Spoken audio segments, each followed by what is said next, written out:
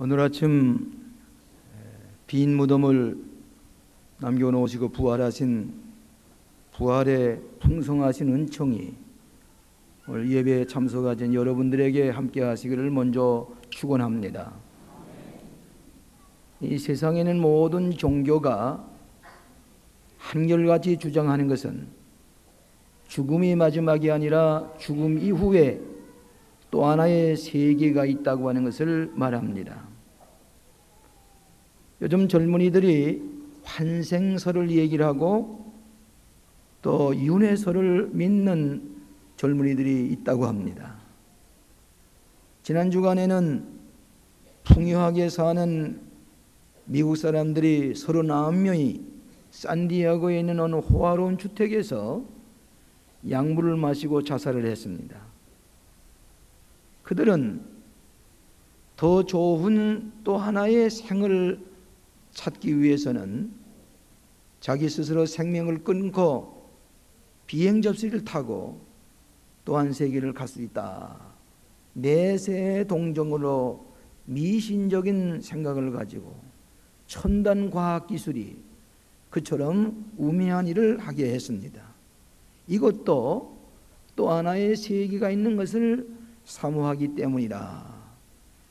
과학이 아무리 발달돼도 이렇게 우매한 일을 하고 있는 것을 알 수가 있습니다. 스스로 천사라고 하지만은 자기의 힘으로 또 하나의 세계를 얻을 수가 없는 것을 이들은 알지를 못했던 것 같습니다. 성경에 보면 전능하신 하나님께서 권능을 베푸신 두 가지 중요한 사건이 있는데, 하나는 우주 만물을 창조하신 일이요, 또 하나는 예수님께서 죽으셨다가 부활하신 일입니다. 여러분, 사도신경을 고백할 때에 제일 많은 단어가 쓰여져 있는 것이 본디오 빌라도에게 고난을 받으사 십자가에 죽으시고 사흘 만에 부활하셨다고 하는 그 고백이 제일 많이 차지하고 있습니다. 빌라도에게 고난을 받으사 육체적으로 고통을 당하시고 죽으셨다고 하는 역사적인 사실이요, 사흘 만에 부활하셨다는 말은 시간과 공간 속에서 죽으셨다가 부활하셨다고 하는 역사적인 사실을 이 사도신경에서 고백하고 있습니다. 저는 지난 고난주간에 우리 기도공원에 3번을 오르내리면서 예수님의 십자가에 못 박혀 돌아가신 모습을 보면서 회개의 기도를 드리고 빈 무덤을 남겨놓으신 그 부활의 주님 앞에 가서 감사의 기도를 드렸습니다.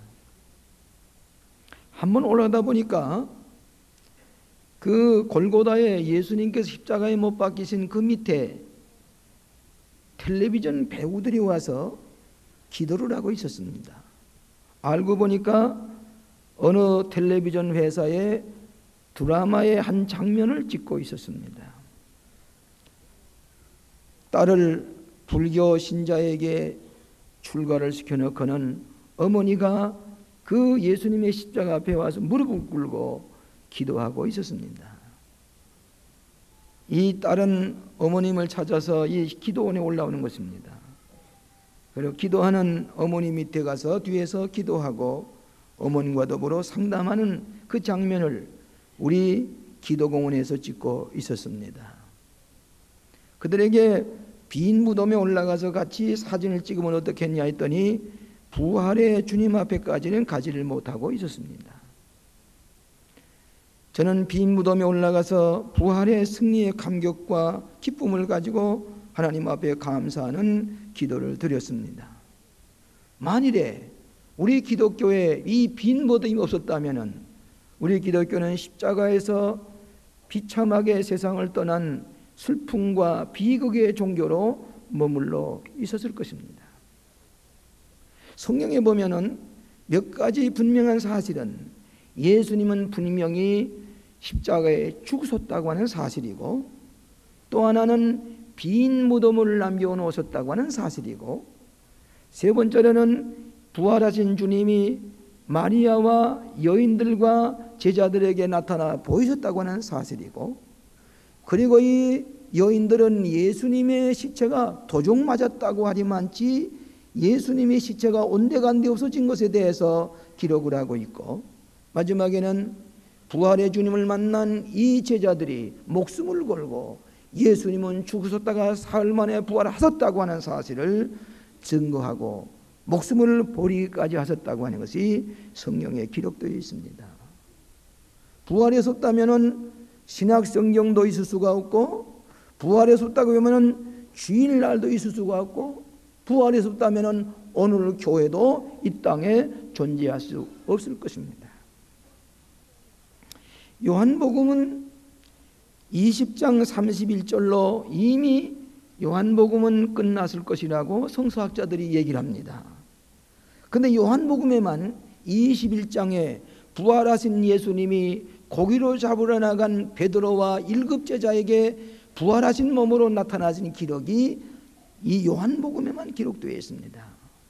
왜 이렇게 여기에 기록되어 있느냐 하는 것을 유명한 영국의 성서학자인 윌리엄 바클레이가 얘기를 하기를, 부활하신 주님은 환상도 아니고 비전도 아니고 환각도 아니고 영적인 세계에 있는 사실만이 아니라 부활하신 주님이 직접 옛날 제자들을 선택했던 갈릴리 호숫가에 오셔서 육신의 몸으로 제자들을 만나주시는, 육신으로 부활했다고 하는 사실을 다시 실증하기 위해서 요한복음 21장을 기록했다고 말씀하고 있습니다.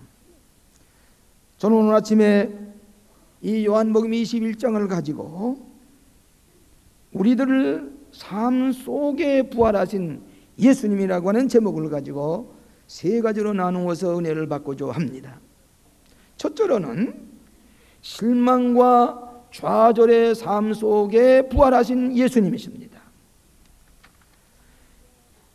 3년 반 전에 베드로와 요한과 야고보가 갈릴리 호숫가에서 예수님께서 고기를 많이 잡기 하신 다음에 나를 따라오라, 이제는 사람 남는 어부가 되게 하리라고 말씀하셨던 그 장소에 부활하신 예수님이 이제는 더 우리와 같이 계시지 않을 것이라고 하는 생각을 하고 좌절과 실망 가운데 쓸쓸하게도 초라하게도 베드로와 요한과 7 제자가 옛날 그물과 배를 뒤죽여서 고기 잡으러 가야 되겠다.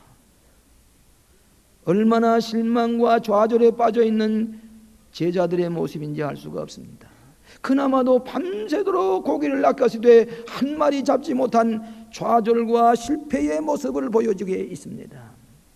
여기에 예수님이 나타나셔서, 부활의 주님이 나타나셔서 너희들에게 먹을 것이 있느냐? 왜 빈 배를 들고 몰고 또 빈 그물을 가지고 있느냐? 실패와 좌절 가운데 쌓여있는 이 제자들에게 예수님 부활하셔서 다시 그들에게 찾아오셨다는 얘기입니다.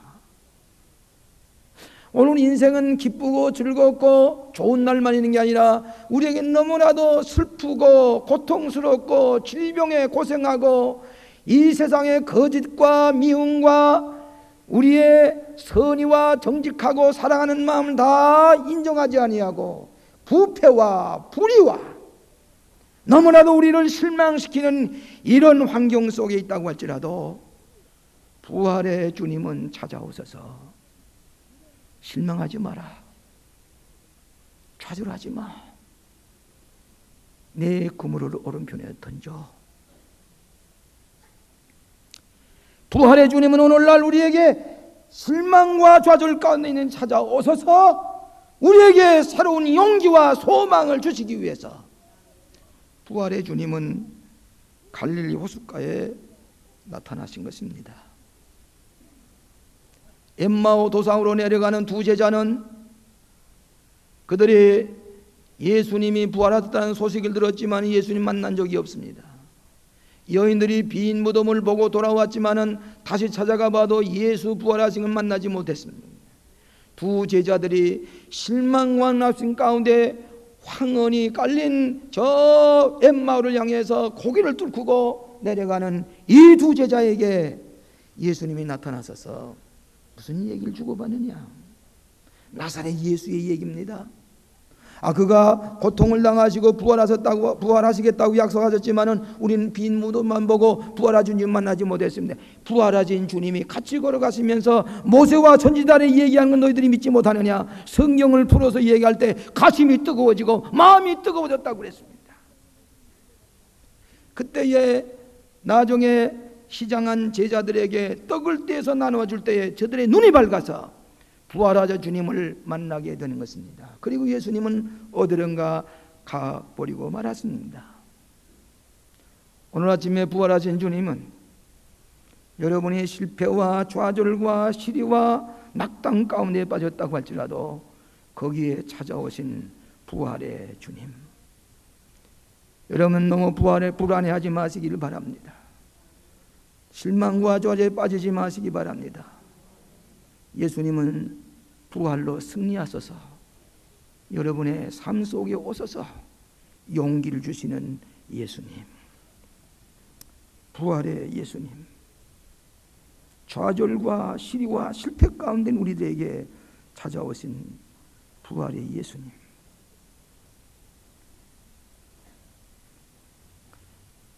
미국의 유명한 대통령이던 아브라함 링컨이 청년 변호사 시절에 좌절과 시리에 빠져서 고민하기 시작을 했습니다. 너무 실망 가운데 있기 때문에 친구들이 행여나 아브라함 링컨이 자살하지 아니할까 생각하고 그를 눈여겨보았다고 합니다. 아브라함 링컨이 이렇게 얘기한 적이 있습니다. 나는 이 세상에서 가장 비참한 삶을 살고 있구나. 나는 이제 무슨 향상이나 개선을 기대할 수가 없는 존재다. 자살할 수밖에 없는 생각했던 아브라함 링컨에게 성경을 통해서 부활의 주님을 만나고 나서 그는 대통령까지 되었습니다. 미국의 가장 유명한 대통령이 되었습니다. 그는 성서를 읽고 부활의 주님을 만나게 되었기 때문인 줄로 믿습니다. 의기소침과 낙심과 좌절에 더 이상 있을 수가 없는 것입니다. 예수님이 살아나셨기 때문입니다. 소련의 저항 작가인 솔젠치라는 사람이 수용소의 하루를 그린 작품이 있습니다. 모든 사람들이 다 절망 가운데 생기를 잃어버리고 있을 때에 한 사람만이 소망이 넘칩니다. 생기가 흘러넘칩니다. 언제나 무엇인가 새롭게 약동하는 생명을 보았습니다. 왜 그런가 알아보았더니 성경 구절이 적혀있는 이 종이 한 장을 붙들고 부활의 주님의 사실을 믿은 다음에 이들은 낙심하지 아니하고 부활의 주님과 함께 새로운 용기를 얻었다고 솔제니치는 기록하고 있습니다. 낙심하지 마십시다. 좌절하지 마십시다. 부활의 주님은 여러분 곁에 계시는 것을 믿으시기를 바랍니다. 두 번째로는 우리의 일상생활 속에 찾아오신 부활의 예수님이십니다. 여러분이 제자들이 다시 갈릴리 어장에 가서 베드로는 우똥을 벗어 제끼고 밤새도록 고기를 낚였지만은 한 마리 잡지 못했습니다. 예수님이 나타나셔서 밤새도록 고기 잡는 피곤에 지쳐있는 베드로와 이 일곱 제자에게 저들이 얼마나 배가 고플까, 시장에 하는 저들을 생각하시고 숯불을 피워놓으시고 떡을 구우시고 생선을 구우시는 부활하신 예수님, 우똥을 벗고 땀을 흘리면서 고기를 잡지 한 마리 잡지 못하고 있는 그들에게 예수님은 나타나셔서 자상하게도 떡을 구우시고 생선을 구우시고 숯불을 피워놓고 기다리시는 예수님, 부활의 주님은 멀리 계시는 것이 아니라 오늘날 우리의 일상생활 속에서 우리의 가정에 찾아오시고, 우리의 직장에 찾아오시고, 우리의 공장에 찾아오시고, 우리의 자동차 속에 찾아와서 우리의 핸들을 잡아주시면서 우리와 함께 계시는 부활의 주님, 우리에게 주기도문을 가르칠 때에 일용할 양식을 주시옵소서 기도만 하실 뿐만 아니라 떡을 만드시기에 이러한 양식을 준비하신 예수님, 우리의 일상생활 속에 가까이 계시는 부활하신 예수님, 조반을 먹이시는 예수님, 기도하는 우리들에게 기적을 베풀어 주시고, 예배한 우리들에게 내 구물을 오른편으로 던지라고 말씀하시고, 순종하는 이들에게 부활의 기적을 나타내 보이시는 우리의 가장 가까이 계시는 부활의 주님을 믿으시기를 바랍니다.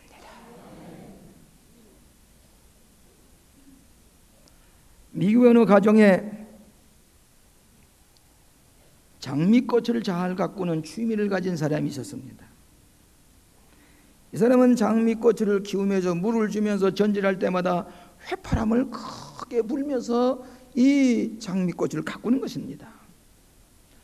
그 옆에 이웃이 새롭게 이사 온 분이 가만히 보니까 언제나 휘파람을 불면서 그러면서 전질을 하고 물을 주는 것입니다. 이 새로 이사한 이웃이 하도 이상해서 한번 담정록으로 물어보았습니다. 제가 이 이웃에 이사 온 사람인데 어떻게 선생님은 이 장미꽃을 가꾸면서 휘파람을 이렇게 부르십니까? 그렇게 물어봤습니다. 그랬더니 이분이 얘기를 하기를, 예, 제가 저녁을 한 끼 초대하겠습니다. 내일 모레 오십시오. 이분이 저녁을 초대해서 이 이사 온 이웃이 그 집을 방문하게 됐습니다. 가서 인사를 하다 보니까 그분의 아내인데, 아내가 있어서 인도 아닌데 아내는 앞을 보지 못하는 소경이었습니다.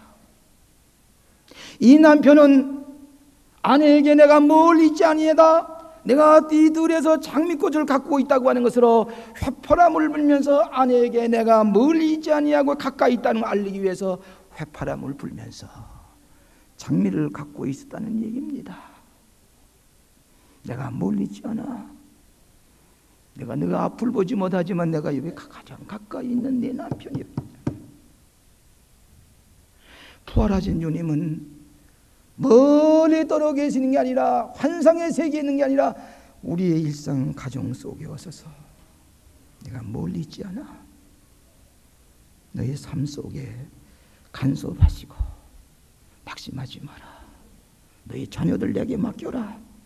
내 기업도 내게 맡겨.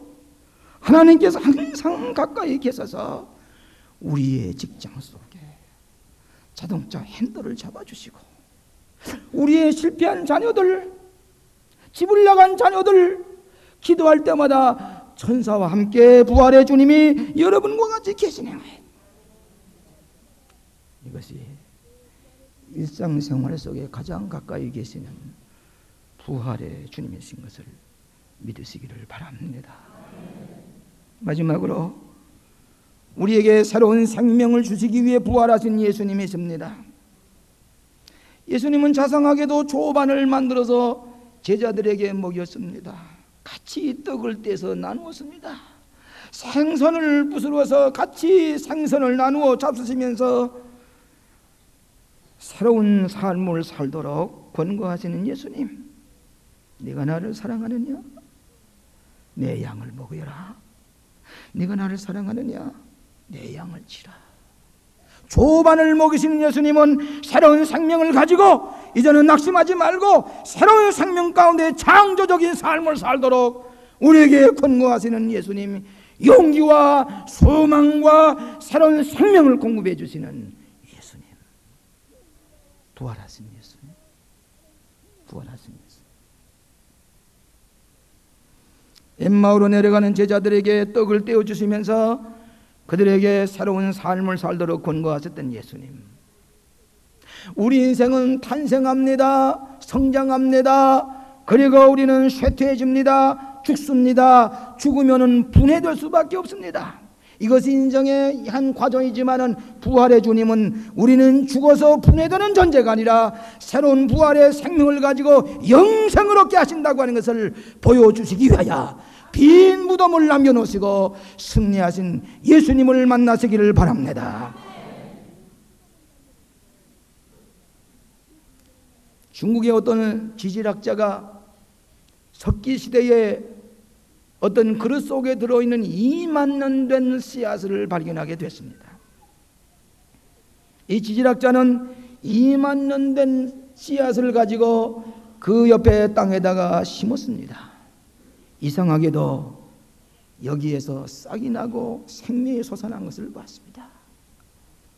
하물며 인간의 생명이요, 여러분의 생명이 이 땅에 사는 동안 어떤 사람은 우리 가족 가운데도, 우리의 이 믿음의 형제들 가운데도 일생 동안 신체 부자유자가 되어서 고생하면서 애쓰는 형제들이 있습니다.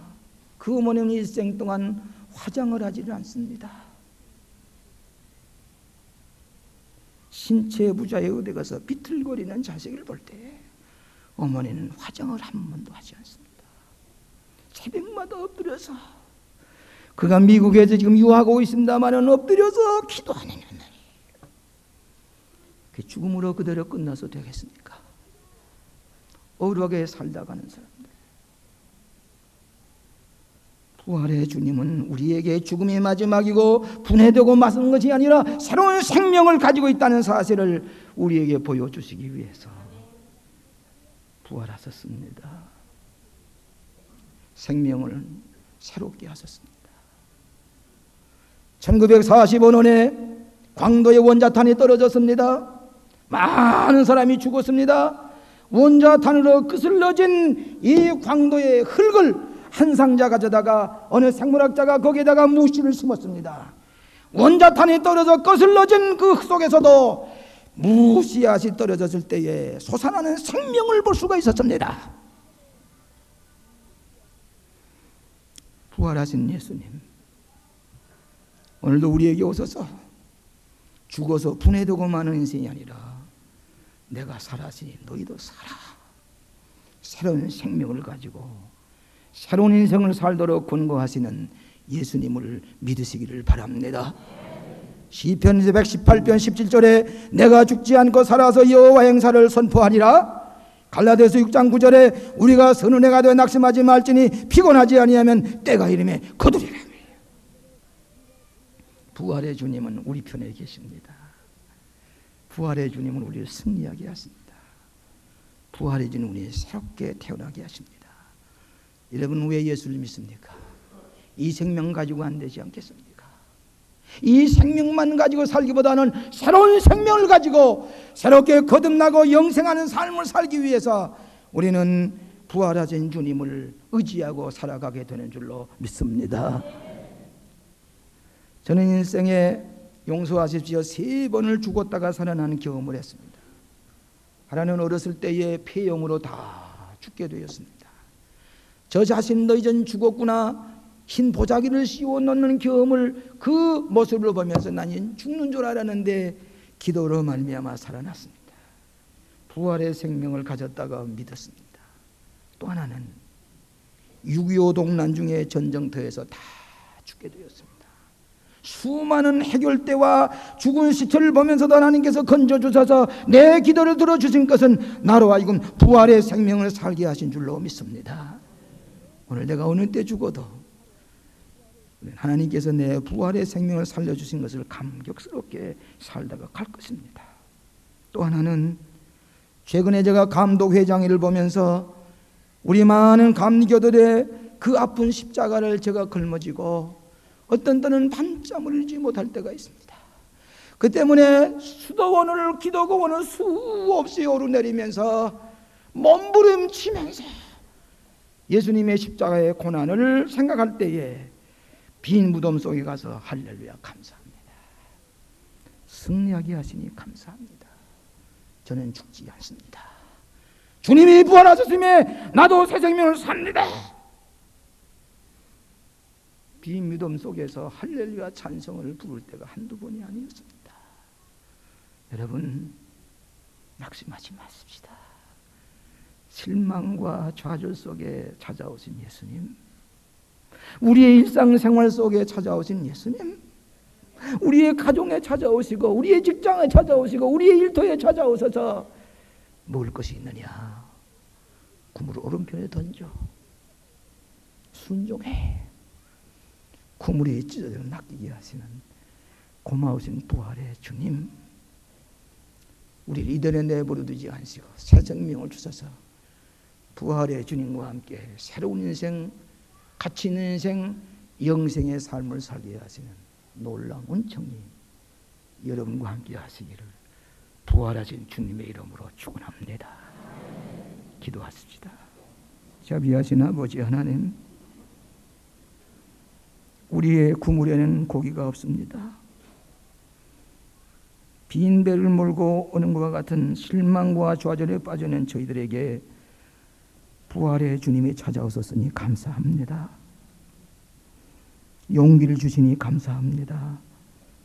일상생활 속에 찾아오신 예수님, 오늘 우리의 환경이 이처럼 어지럽고 우리의 마음속에 좌절과 시리에 빠지게 하는 불안한 시대에 살고 있지만은 예수님은 부활하셨습니다. 우리를 위해서 부활하셨습니다. 우리의 새 생명을 주시기 위해서 부활하셨습니다. 낙심하지 아니하고 부활하신 주님의 손을 붙잡고 살겠습니다. 두려워하지 않게 하여 주시옵소서. 의의 승리, 사랑의 승리, 생명의 승리, 진실의 승리를 믿고 부활의 주님과 함께 창조적인 삶을 살아가는 영생하는 저희들 되게 하여 주시옵소서. 부활하신 예수님 이름으로 기도하옵나이다. 아멘.